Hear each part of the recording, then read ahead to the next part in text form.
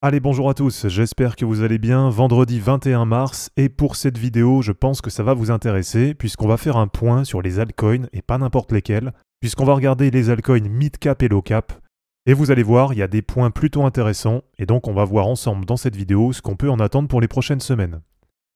Allez, comme d'habitude, pour ceux qui veulent réussir le bull run, qui en ont marre d'être perdants sur les marchés, eh bien je vous invite à cliquer sur le bouton rejoindre sous la vidéo pour avoir accès à plein d'avantages et pour rejoindre la communauté. Et pensez aussi à cliquer sur le lien Linktree en description, puisque je vous partage souvent dedans des bons plans qui vous permettent d'acheter des cryptos avec des réductions, qui vous permettent de participer à des giveaways, de récupérer des bonus, etc., etc. Donc pensez à cliquer dessus, puisque je pense que dedans, régulièrement, il y a des choses qui peuvent vous intéresser.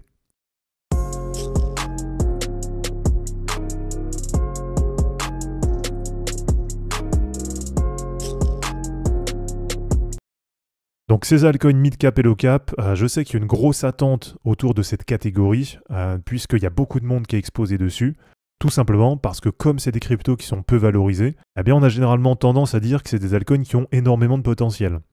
On l'a vu sur le cycle, il y a eu certaines altcoins mid-cap et low-cap qui ont réussi à bien performer, mais généralement ça a été assez éphémère, avec sur pas mal d'entre elles une période avec des belles performances, et puis derrière quasiment que de la correction, avec de temps en temps des petites remontées, mais globalement toujours une dynamique baissière pendant des périodes assez longues et sur pas mal d'entre elles pendant plus de 12 mois. Donc là ce qui se passe aujourd'hui globalement c'est qu'il y a pas mal de monde qui a perdu confiance dans les altcoins mid-cap et low-cap et qui se dit de toute façon voilà ça vaut plus le coup d'investir dessus, ce genre de crypto ça remontera jamais et puis comme on est sur un cycle qui est bien porté par les instits, eh bien finalement il y a peut-être peu de chances pour que ces altcoins reperforment. Alors déjà côté de chart, vous allez voir que sur la chart des Other, il y a quand même des éléments qui sont intéressants. Et là déjà si on prend sur de l'hebdo, donc on est de retour sur la chart des Other sur un gros niveau support, puisque là on a cette grosse trendline qui tient depuis le début du cycle. Donc tout simplement pour le moment, tant qu'elle arrive à tenir, on peut toujours considérer qu'on est actuellement sur une opportunité. Donc comme c'était le cas en fait fin 2022, au moment des bottoms des cryptos, comme c'était le cas à peu près vers juin 2023, et aussi bien sûr sur le fameux bottom à l'été 2024, donc une période où sur beaucoup de cryptos, ça avait pris appui sur des gros niveaux support, et où derrière, ça avait permis de poser des bottoms et de repartir à la hausse pour aller faire des nouveaux points hauts sur le marché.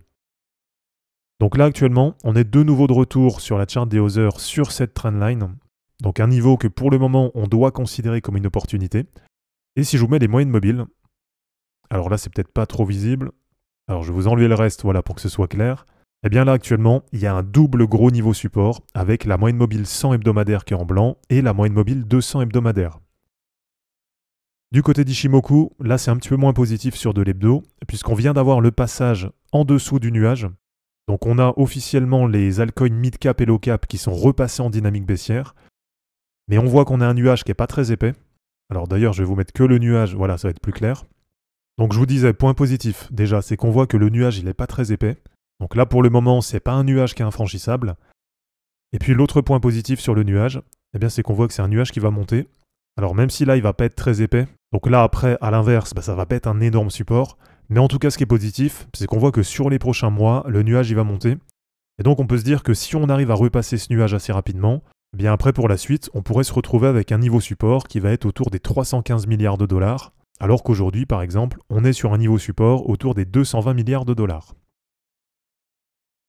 Donc là, ce qui est quand même positif, comme je vous dis, c'est que pour le moment, on est juste en dessous du nuage et on est même quasiment en test de réintégration. Voilà, avec un nuage qui n'est pas très épais, il y a un nuage qui va monter sur les prochains mois. Donc là, je répète un peu la même chose que ces dernières semaines, mais là, pour le moment, sur le marché, on est très loin de la catastrophe et on a toujours des points positifs, on a toujours des gros niveaux support qui arrivent à tenir. Et si on descend un peu en unité de temps, notamment sur du 3 jours, on est actuellement sur un test de cassure haussière du canal. Donc ça, c'est vraiment quelque chose qui est positif, puisque si on arrive enfin à sortir par le haut du canal, on a déjà un objectif qui est très clairement défini, qui va se situer autour des 270 à 275 milliards de dollars.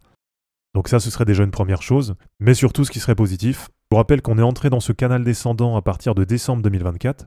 Donc là, vraiment, ce qui serait positif, c'est que ça mettrait fin à 3-4 mois de baisse, et donc avec l'objectif d'aller breaker les premiers niveaux support, et pourquoi pas derrière, donc si on arrive à se réinstaller au-dessus de ces niveaux, l'objectif d'aller revisiter la TH entre à peu près 445 milliards de dollars et 490 milliards de dollars, qui avait déjà été le niveau d'ATH sur le bull run de 2021. Allez, pour continuer, on va regarder un peu ce que ça donne par rapport au reste du marché. Donc déjà en termes de dominance, eh bien actuellement, on a les cryptos mid-cap et low-cap qui sont là aussi revenus sur un niveau support en termes de dominance. Puisqu'aujourd'hui, eh bien, toutes ces altcoins hors du top 10, elles pèsent à peu près 8,4% du marché total. Et donc c'est revenu sur les mêmes niveaux que ce qu'on avait en point bas sur le cycle en juin 2023. Et on voit qu'en termes de dominance, ça a énormément corrigé sur les derniers mois.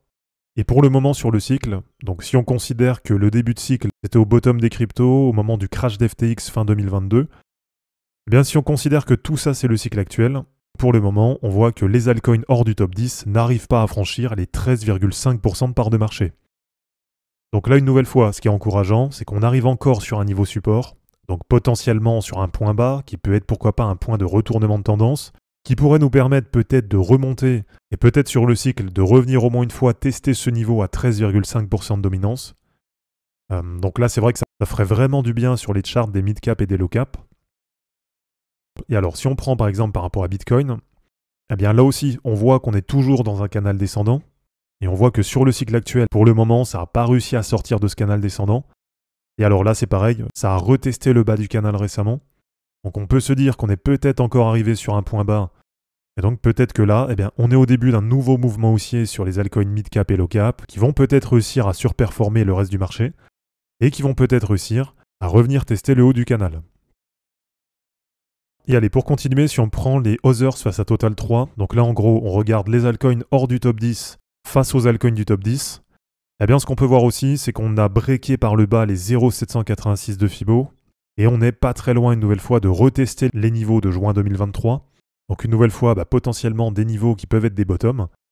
Et si je vous montre par exemple ce que ça donne en termes de RSI, eh bien là aussi on arrive sur des niveaux importants, puisqu'on a le RSI qui arrive sur la zone des 30. Donc là on peut considérer qu'actuellement on a les altcoins hors du top 10 qui sont survendus par rapport aux altcoins du top 10. Et si on zoome un peu, si on descend dans l'unité de temps, voilà, là vous allez voir que c'est beaucoup plus clair, puisque sur la chart on voit que c'est bien baissier. Mais par contre, sur le RSI, on enchaîne les divergences haussières. Et donc tout simplement, ça veut dire qu'actuellement, il y a de plus en plus d'acheteurs qui sont en train de privilégier les altcoins hors du top 10. Donc voilà, maintenant à voir un peu ce que ça va donner. Globalement, on arrive sur des gros niveaux support, et on voit que quand on zoome un peu, quand on va sur de l'UT plus courtes, il y a vraiment des signes encourageants. Et donc si je vous montre quelques charts d'altcoins hors top 10 que j'ai dans mon wallet, eh bien là, ce qu'on peut se dire, c'est que sur pas mal d'entre elles, ça a peut-être enfin trouvé un point bas. Si je vous prends par exemple sur Arbitrum, qui avait trouvé son ATH en mars 2024, donc qui a maintenant, comme je vous disais, sur 12 mois de dynamique baissière. Donc ça, c'est vraiment une charte classique qu'on retrouve sur pas mal d'altcoins hors top 10. Si on prend par exemple sur Say Network, eh bien regardez, là c'est quasiment pareil. Donc un ATH en mars 2024, et depuis une grosse correction, avec de nouveau le retour sur le bas du canal. Donc là, vous voyez que Say Network, elle a quasiment une charte copier-coller par rapport à la charte des Others. Donc là, c'est vraiment une charte typique des altcoins hors top 10, qui ont pour beaucoup d'entre elles trouvé leur ATH il y a maintenant 12 mois. Et pour être encore plus optimiste, historiquement, on a très souvent les cryptos qui trouvent leur bottom à peu près 12 mois après leur ATH. Donc à voir si c'est une tendance qui va se confirmer, mais en tout cas, actuellement, ça correspondrait parfaitement. Donc voilà les amis, c'est terminé pour cette vidéo d'analyse technique sur les cryptos mid-cap et low-cap. J'espère en tout cas que ça vous aura plu. Comme d'habitude, pensez à vous abonner, à liker et à commenter cette vidéo pour soutenir la chaîne. De mon côté, je vous mets tout ça en ligne et je vous dis à bientôt. Ciao!